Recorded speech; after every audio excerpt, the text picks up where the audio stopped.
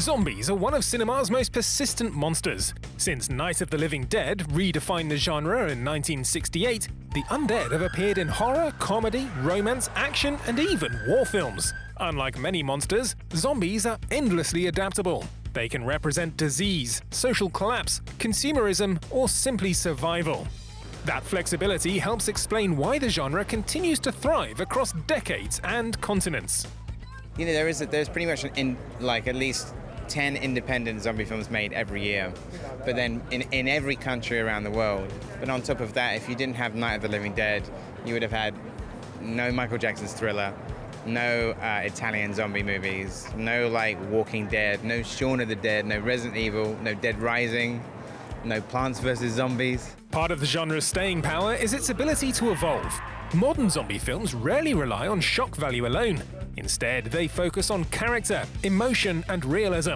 Whether the threat is viral, supernatural, or unexplained, filmmakers increasingly treat these stories as grounded human dramas.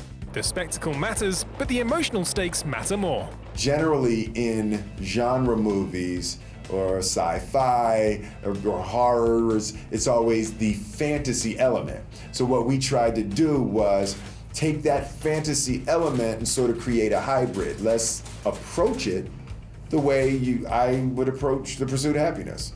It's a character, and we're looking at the authentic journey of this character. Why do we have to wink at the audience and know it's a fantasy? No, we want to do it the other way.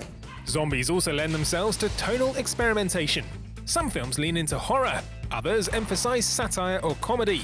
This genre flexibility attracts actors and directors who might not normally gravitate toward horror. Strong scripts, distinctive characters, and unexpected humor allow zombie films to reach audiences far beyond traditional genre fans. It wasn't like I was looking to do a zombie movie. I just read the script and I thought it was so funny. I gotta be a part of this. Behind the scenes, zombie productions are often far more practical than viewers expect. While digital effects are common, many filmmakers rely heavily on prosthetics, detailed makeup, and physical performers. Creating convincing undead characters can require hours in the makeup chair and extensive coordination between departments. That investment significantly changes the atmosphere on set and influences performances. Almost all our zombies were done practically, which was, very time-consuming for them and for the makeup artists, but really, really helped the actors on the day.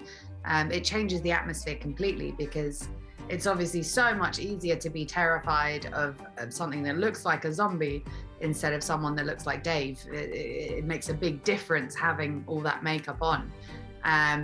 And it's also really funny because then, at lunchtime you see them queuing up to use the toilet, and it's kind of weird.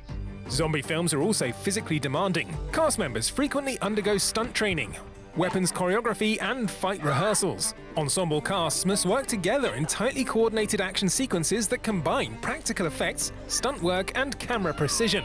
For many actors, the experience is as much about teamwork and preparation as it is about surviving fictional threats. It was really so exciting and refreshing that it was all the girls that were doing the majority of the fighting, and we got to train together and beat the crap out of zombies together. Yep. I felt like we were the Spice Girls. With swords. Yeah. The zombie genre has lasted because it adapts to changing fears and changing filmmaking techniques. It reflects concerns about pandemics, institutional breakdown, and survival under pressure, while still delivering spectacle and entertainment. As long as audiences remain curious about how people respond to crisis, and as long as filmmakers continue to innovate in tone and technique, zombies are unlikely to disappear from our screens. They evolve, and so does the genre.